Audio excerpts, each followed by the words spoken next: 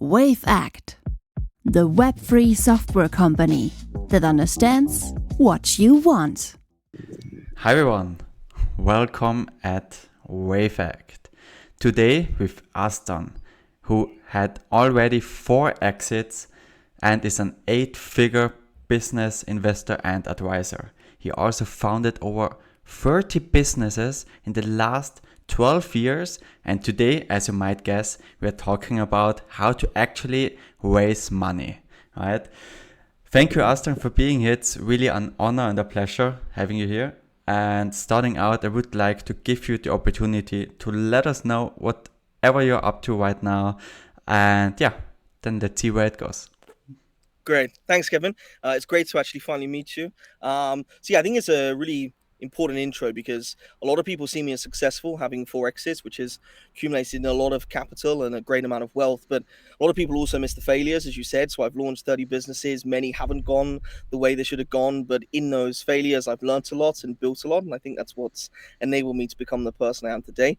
And as you say, I'm a business owner. I own a group. So I don't own a single business. I own multiple that all report into a group, and I lead the businesses from a group level now, which means every business I own has their own directors, has their own reporting lines, which enables me to step away and just lead it from a strategic point of view. But I'm also an investor, and that is really what I focus on now, is investing the capital that I have. I have a significant holding in Bitcoin and Ethereum. You'll be pleased, or maybe not so pleased to hear. We won't talk about my buying levels on those two at the moment, but I'm a big believer in the future of Web3. I'm also a big believer in giving other people the opportunity to build their business, and often that involves early stage funding. And I think I'm one of the few people that is happy to commit capital to help people get their projects and their businesses and companies underway. So I hope that during this session I can help as many of the listeners as possible. Awesome. Thanks for that input. I have to ask this now. You didn't buy in October, November last year, Bitcoin, if you're... I think I should just stay quiet during this stage. No, I wasn't that terrible, but I'm not going to act like I was. I'm definitely not a guru at that stage. Things are looking very red at the moment. But for me, honestly, joking aside, I'm a big believer in the future of Web3. So I'm not a believer actually in a lot of the hype. So I didn't get involved in the hype. I didn't buy into lots of NFTs, and I just didn't buy all that. But I'm a huge believer in the fact that Web3 is the future. So wherever my investments are, it's to see in the next 5 to 10 years.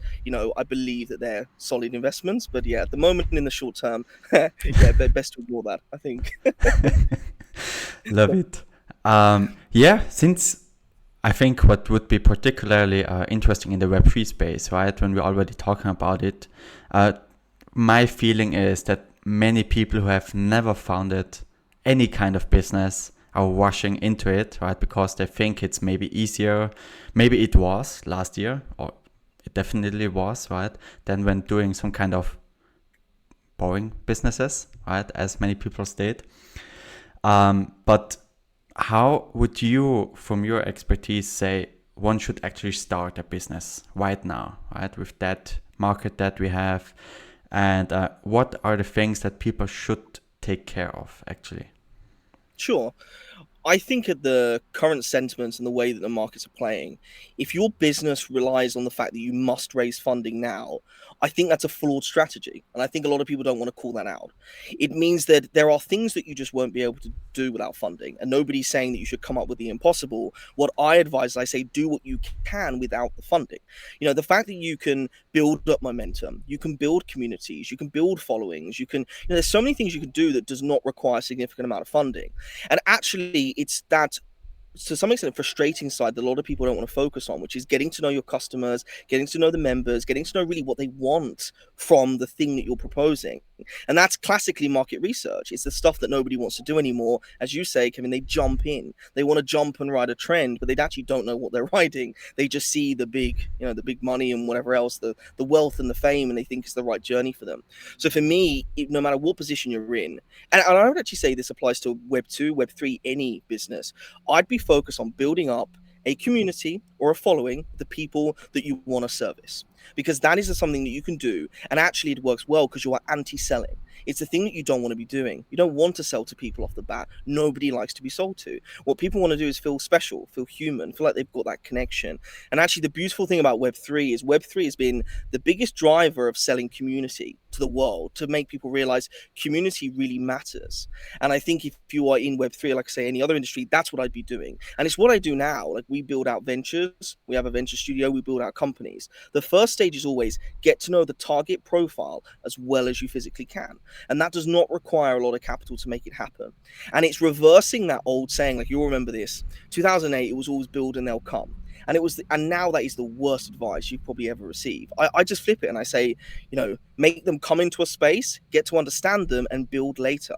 I think there is a rush at the moment to build, and I think that's really, really risky. And without capital and without banking on capital, you're often already enacting a flawed strategy. So yeah, that would be my general advice for anyone.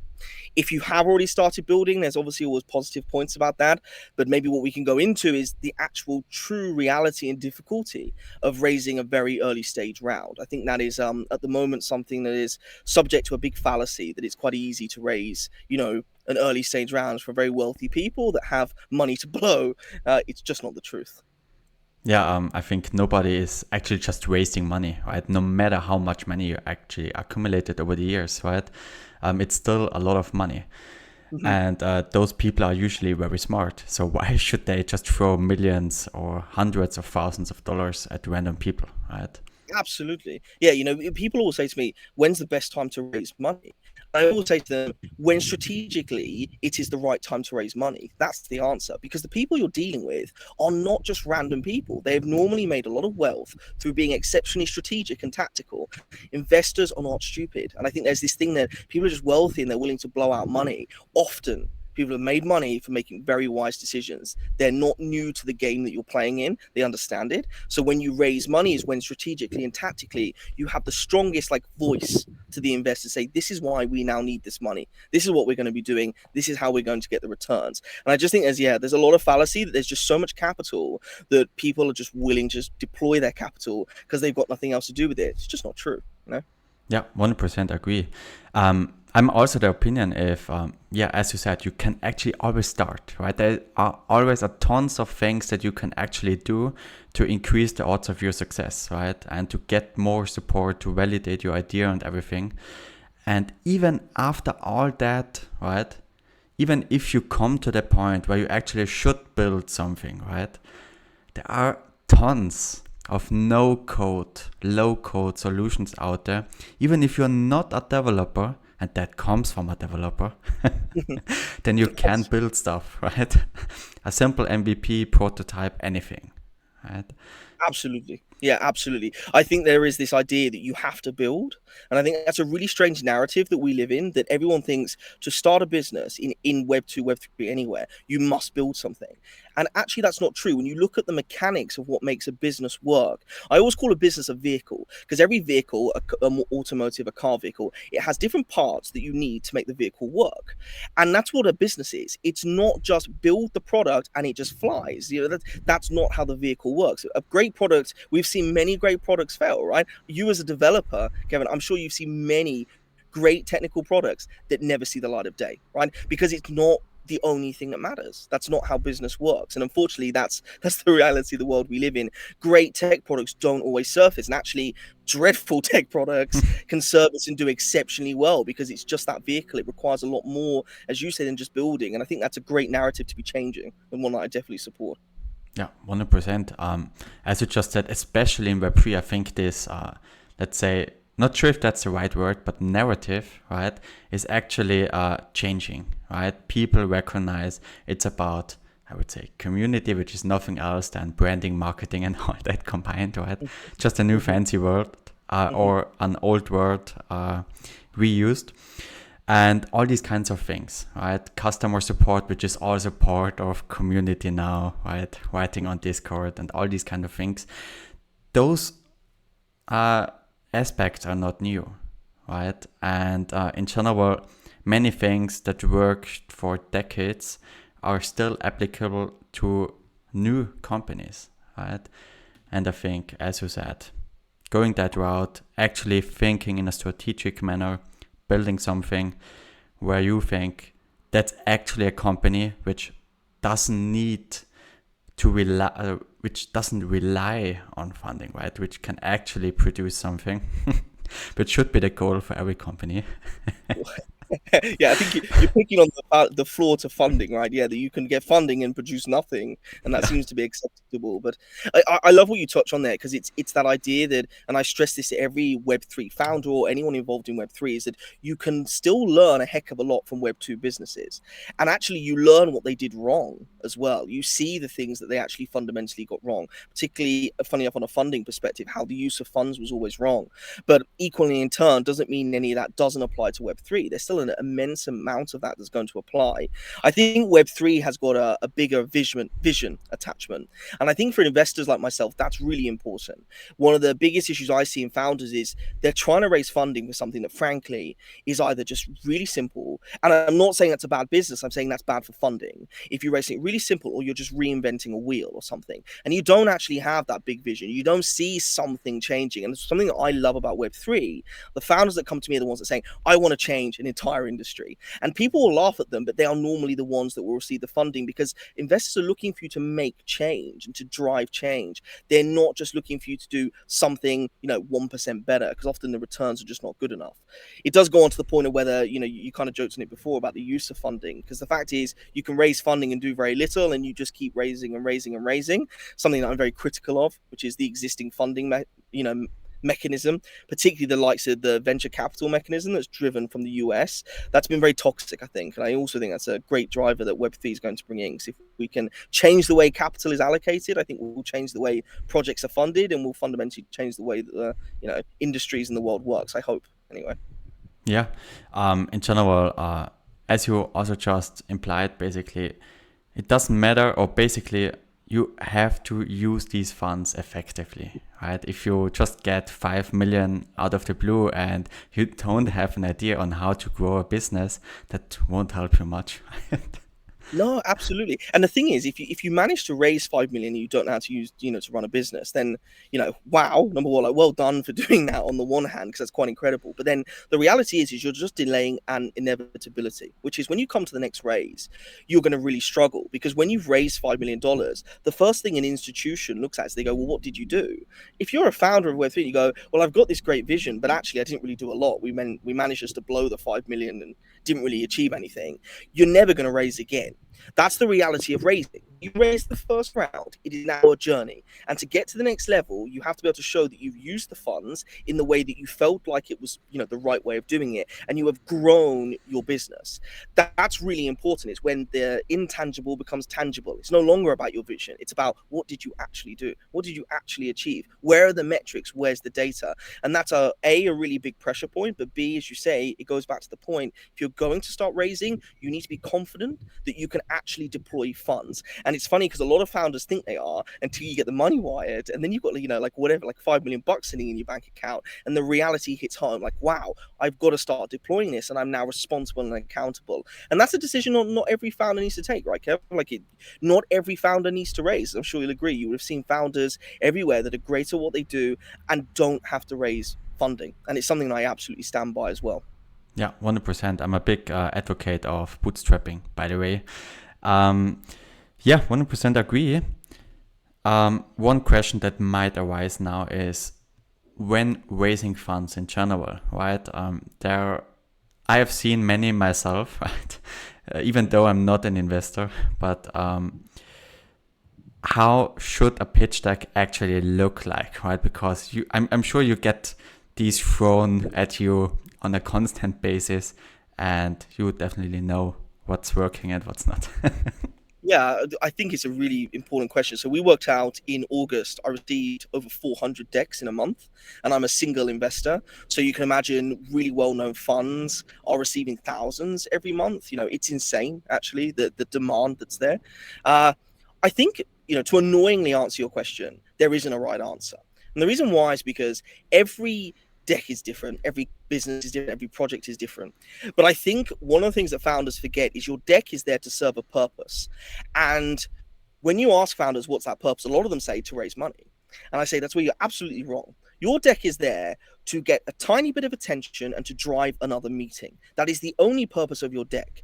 And this is why when you say about what makes a good deck, the good deck is the one that enables an investor who is swamped with decks to capture a bit of attention and go, I want to chat to these people. That's what makes a good deck. And this is what across the internet everywhere, it is this big fallacy. You need to have this slide, that slide, beautiful images, bad looking decks are crap and all this stuff. And all of that is still, it's all flawed. They're missing the point. Your deck is there to get an investor to go, I think I want to chat to this person. Right. And I think that's why when I talk about a deck, I say, think about the purpose of the deck. Think about personality. The amount of bland and boring decks I see on a daily basis is just, I can't even tell you how unfulfilling it is that you see the same style of deck every day. So many people are afraid to be themselves, and I think that's a real shame. I love seeing founders become themselves through their deck, like personality, swearing, jokes, banter, memes. I don't care what it is. Grab a bit of attention because everyone else is just following a template. Here's this is that, and you're not going to grab their attention, when you're sending a deck like that. So I think I'm less about the content because I truly believe every investor is different. So don't try and find a template that tells you this is exactly what makes a deck win, because it's just flawed. It doesn't work. If that was the case, everyone would get through to a next stage meeting. And as you probably know, the number of decks versus the number of meetings is abysmal. It's tiny. I suspect it's less than a single percent. So I think what goes in a deck is your personality, I think storytelling.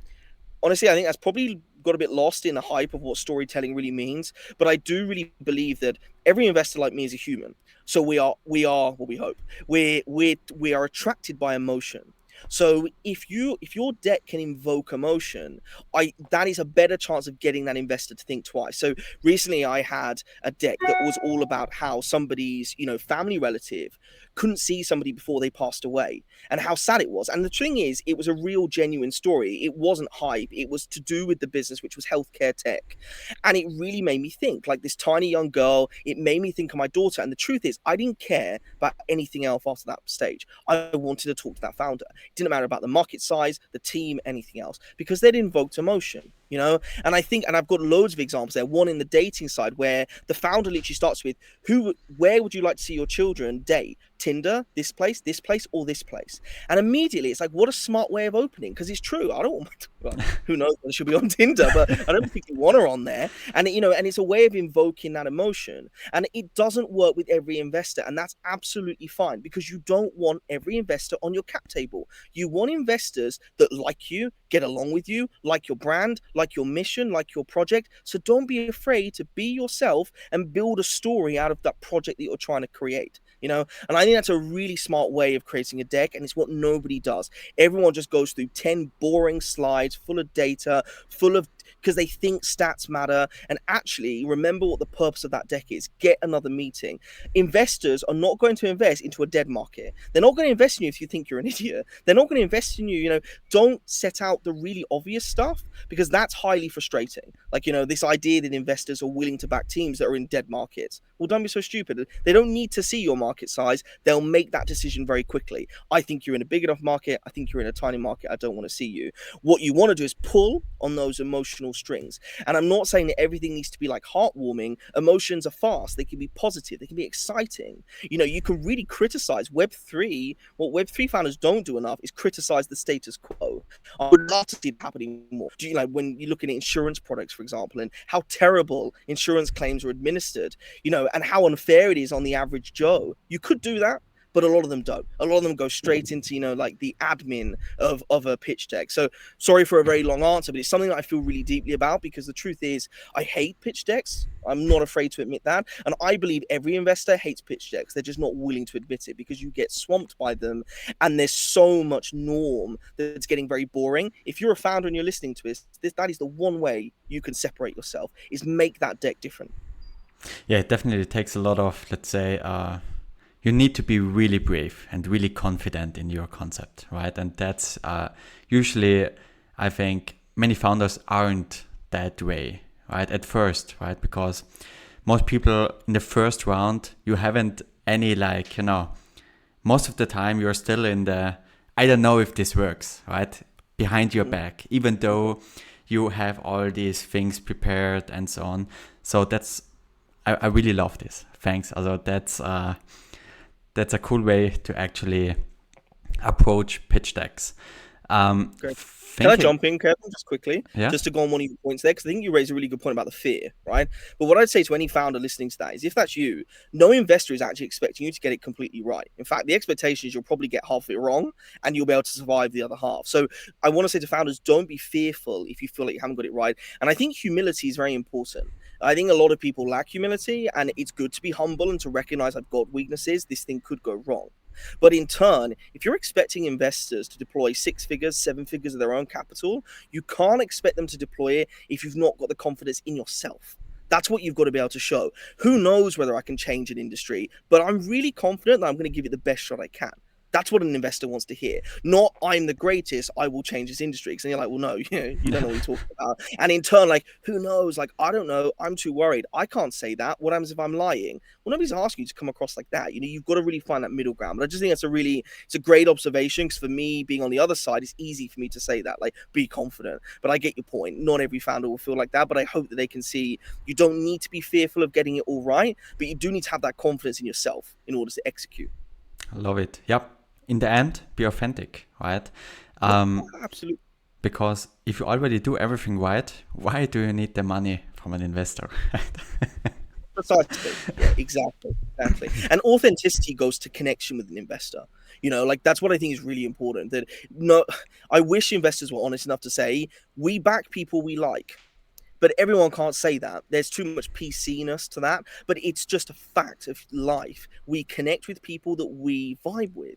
And it doesn't matter about where you're located, your background and stuff. Often that's all on these hidden things that you build this immediate connection, just like you and I did. Like, we were in very different fields, but we connected really well on LinkedIn. You want that from your investors. You want your investors to really like you, and you want to like them. That goes down to authenticity and not faking, your true self, because that's very important. And it's ironically a great way to filter out of the crowd, is just to be yourself and be authentic. Yeah, 100%. I think especially as you used to say on on LinkedIn itself, actually being your true self on social media. I think that's somewhat an comparison to when you're actually pitching to an investor directly, right? Because instead of an investor, you have hundreds of even thousands of people judging you if you say something wrong. So yeah, really love that. Speaking of things one should do, are there some kind of red flags or things where you say, if I see that in a pitch deck or during a pitch, you're instant out? Yeah. How long do we have? This one. No, the truth is that I think there are red flags. I would like to caveat and say these are mine. So if I'm just speeding them out, where I say there are immediate flags, but I would say a lot of investors share these flags, particularly early stage. Let me just be clear. This is not for the guys that have already raised millions and are going to raise tens of millions. These are for your first time raisers. Yeah, I think these are really, really clear red flags. Firstly is, if you are what I call a raise first founder, it means you can't do anything until you've raised money. It's absolutely clear you're just not capable of doing anything else. That to me is an absolute red flag, because you don't understand business. You don't understand bootstrapping, like you said earlier, Kevin, and the importance of bootstrapping. You think money is the answer to your problems in business, maybe in life as well. That is an absolute fallacy. It is the clearest red flag I'll ever get. And when I say that, a lot of founders go, but I can't do anything without capital. And we've already discussed that and said there are many things you can do without capital. And if you are the type of founder that thinks you can't, I genuinely think you will struggle to raise in your lifetime. I really do, because I think that is such a clear red flag to an investor that you can't do something without your money. I talked about earlier about humility. I think that also comes down to not coming across like arrogant. I think anybody who comes across arrogant, like they're demanding, and this point, which is being rushed, that is a big red flag to me. I don't like founders that are pushing me, because normally you're pushing for one reason, because you're desperate for the money. And if you're desperate for the money, you've not timed your raise properly. If you're not timed your raise properly, you're probably not operating a good business. That's how it works. It means but you are not giving me any level of confidence that you can actually manage money if you're really pushing me to come into the race. There are very few exceptions, but generally I think that's a fair statement. And I'm not saying founders should be always waiting, because that's very unfair, but I am saying that if you push me as an investor and you keep pushing me to get involved, it's a red flag, because it's often unjustified. Very rarely do you actually have to have a raise like deadline, if that makes sense. It's actually rare. You don't need to be doing that. You can just keep raising, in theory, keep your investors warm. Don't push me in that respect, you know. And I think another red flag, another final one I'd say, is fakeness. You know, that's I believe investors can really pick out fake stuff very quickly. It's not just in the founders themselves, it's in the information they present, the data they present. My favorite, when we talked about slide, my favorite slide on the deck is the competition. Oh, Right? I yeah. love that. You know why? Because you know what every founder does? They go, I know, let me pick out all the competitors, and I'll pick out the most minute things that are different, and I can have a green tick next to my startup and a red cross against everyone else's. And it's like, well, why are you doing that? Like, what we really want to see is find a big competitor and genuinely show where your value difference is. Don't be like, yeah, well, their brand starts with a C, our brand starts with a B, you know, like green tick. It just looks ridiculous. And I think there's a lot of things that founders do when they put a lot of, I wouldn't say they lie, but there are a lot of like stretching of the truth that they put in the deck or they put in information. That is a big no-no, because actually it comes down to knowing that you're an integral character. Integrity is very important to founders, to investors, in the founders that they back. So I think you have to demonstrate integrity as soon as possible, and that is the way that you present yourself on a pitch. So I think that they would definitely be my red flags. But I have to be honest, a lot of investors share red flags and a lot of them don't, and unfortunately that's just a harsh reality at the moment of fundraising, which isn't easy. Yeah, in the end, it's all about humans, right? If you're, as you said, you don't have that much integrity, right? Or being like your true self, right? It's always the same, right? If basically people only buy from people they like, right? Trust, and yeah, know, right? So basically the same should apply here. Absolutely. Building relationships, right? Like that's what's really important, is to have that relationship. And as you say, relationships are human to human. It doesn't actually matter about their job role or their background or anything else for that matter. It should be human to human. And actually in the fundraising side, that is actually the trick to raising money, is having the relationships. It's not actually about your deck. It's actually not about the industry or anything else. I fundamentally believe you will raise money in a far, far easier and simpler way if you have the relationships or relationship with the investor. That is really important. And that means don't go off pitching at them. Don't go off selling at them. Try and build a relationship. And as you say, Kevin, talk about stuff that you may actually have in line. Many investors are just very normal people. They've got families, got dogs, like football, like traveling. You don't have to go in flying with, hey, I'm raising, $5 million. Do you mind chucking me a bit of cash? You can just go in with, hope you enjoyed your family trip in Greece. We went there last year. It was really cool. It's just little things like that is what enables you to really start slowly building up the relationship. And to an investor, you're just not another one of the thousands that's trying to, immediately pitch them. Love it. Yeah. It definitely might always also a little bit depend on the sector you are in, right? Because in Web3, I think that's maybe more usual than in maybe traditional finance, right? Those investors are different for sure. So, but 100% agree. It's building relationships, I think, in any part of your business is essential, right? It's actually having people wanting you to succeed, right? I think that's actually a rocket start, right? It's a rocket right behind your back. It helps you to the next level because those people are really want or support you throughout the journey, right? That's what it takes usually. Oh, for sure. I think it's great that you say that, and I think it's great that you've understood that. For me, that is actually what makes the brilliant founder and a brilliant leader, is knowing that you can move people and get people to back you, because that applies across every stakeholder: partners, suppliers, employees, customers.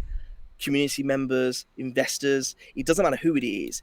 That is one of those secret traits that you need to try and have. And actually, the funny thing is, it's really easy to build because it just requires you being human and trying to, become known for something, build relationships, be empathetic. It's all these things that you don't need to read from a book or go on a course to become, And actually, it goes to the point of, I always get asked this question. It's very difficult, which is, what makes a great founder? And you basically just answered it. It's all the things that you don't think of that makes a great founder. It's actually not knowing balance sheets and profit and loss accounts. It's actually not about being technically the best developer on the planet, etc., etc., etc. What makes a really good founder, and you'll see this in those that are really successful, are actually those that are focused on all those hidden traits that nobody wants to focus on. And that also goes to the core of being a leader, having people follow you fundamentally. So yeah, I think it's great that you've picked up on that point, and I love it as a plus point of Web3, because you are right to say it's far more acceptable in Web3, and that's a brilliant move. We need to get that moving across all industries, in my opinion. I hope that's a welcome change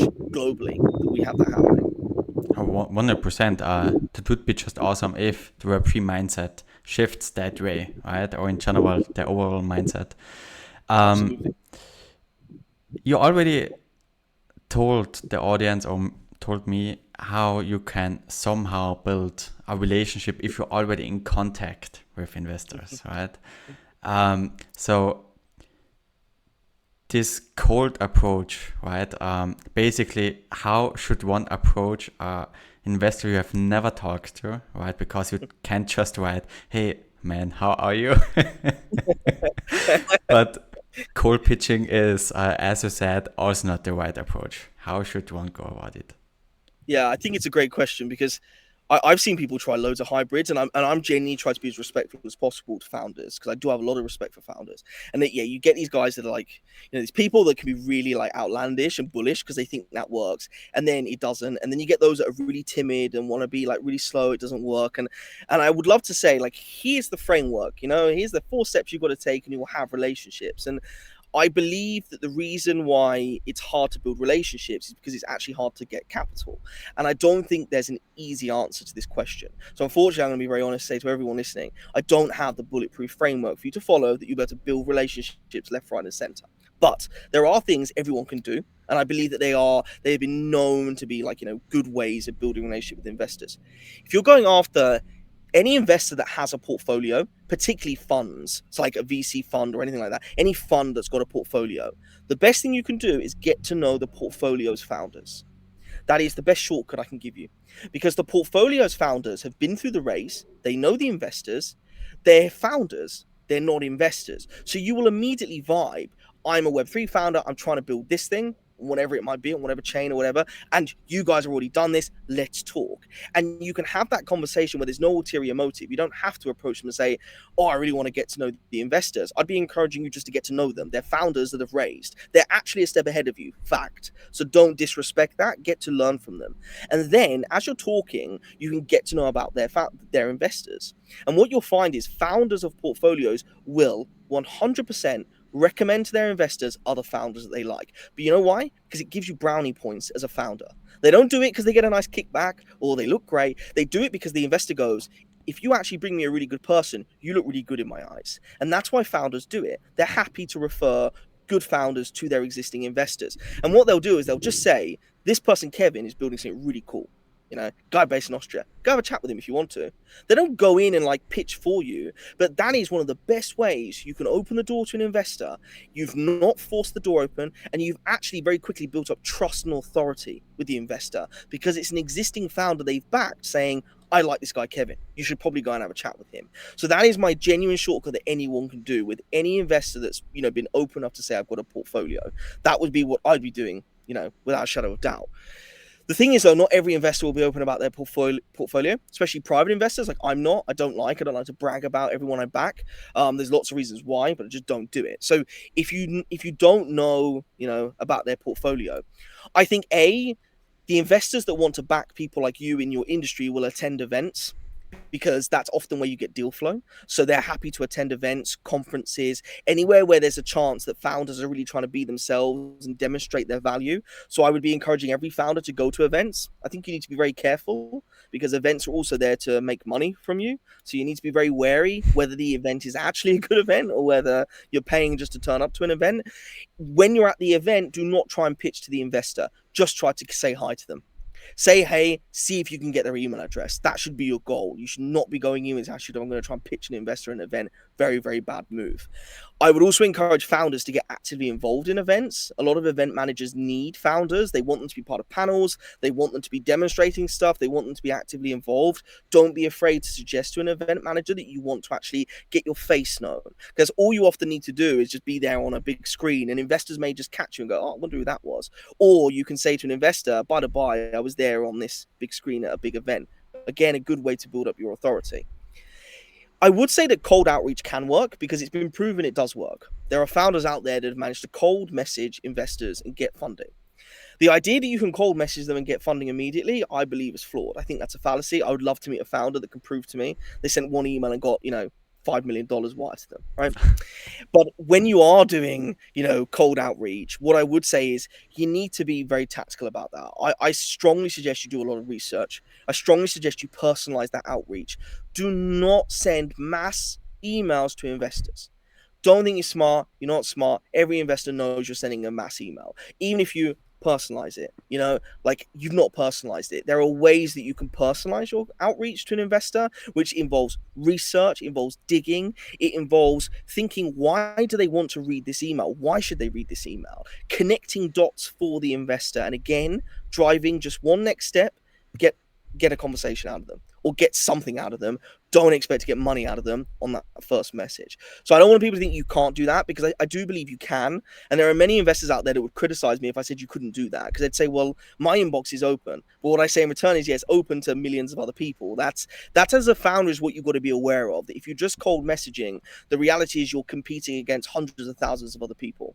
And whether you can stand out, I don't know, but I'd like to say the odds are not in your favor, fundamentally and factually, right? So I think they're my best tips. Kevin, I'm a big fan of people building a profile. Like I would love, you are a perfect example of it, right? A man that's built up a fantastic personal branding profile on LinkedIn. I see you everywhere. People know you. You're the guy that's really known, and I love it because you just built up a profile. I think founders are really worried about doing that. I think there's a lot of fears that kick in.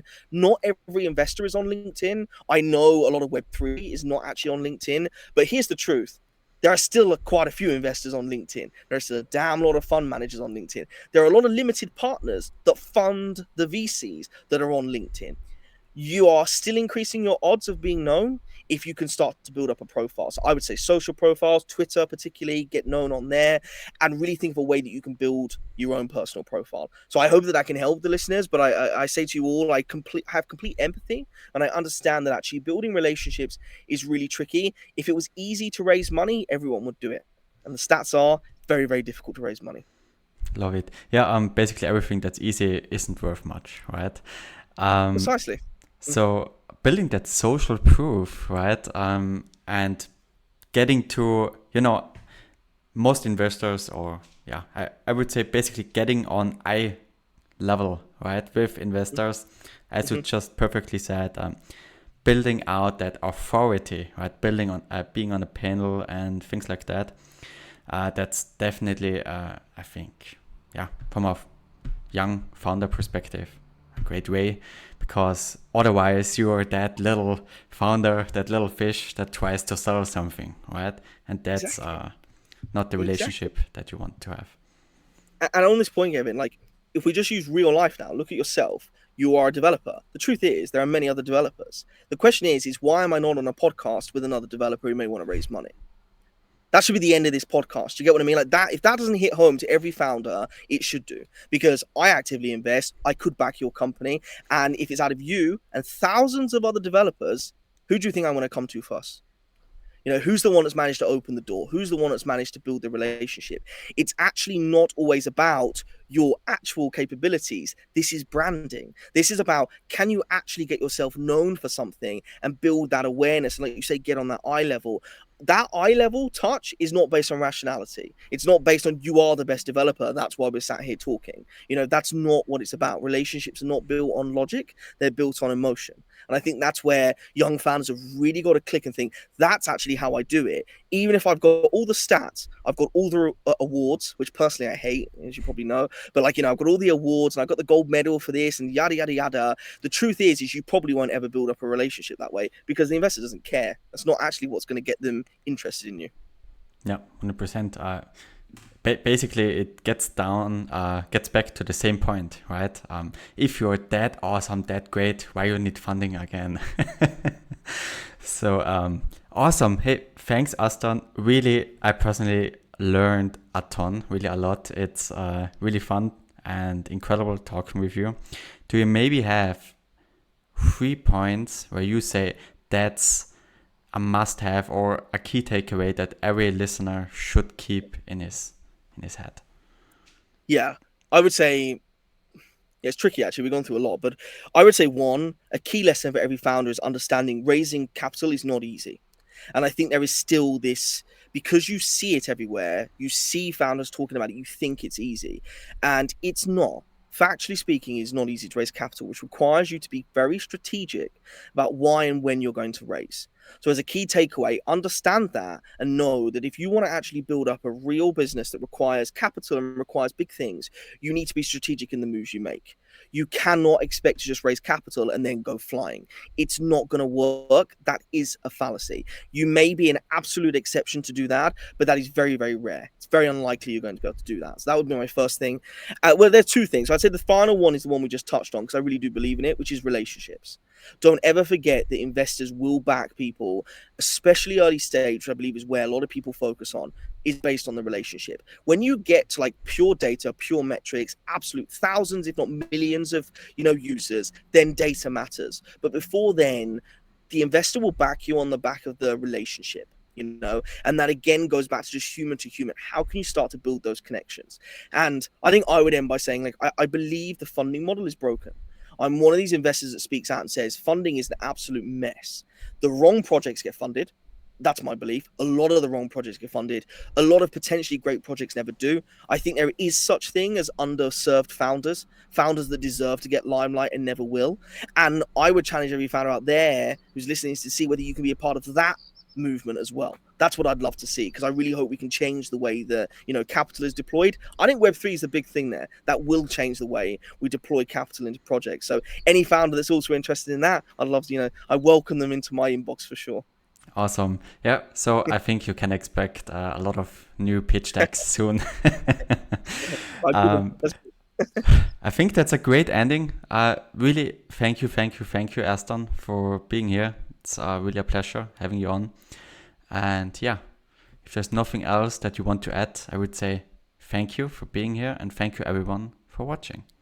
Likewise. Thanks a lot. Wavect, the web-free software company that understands what you want.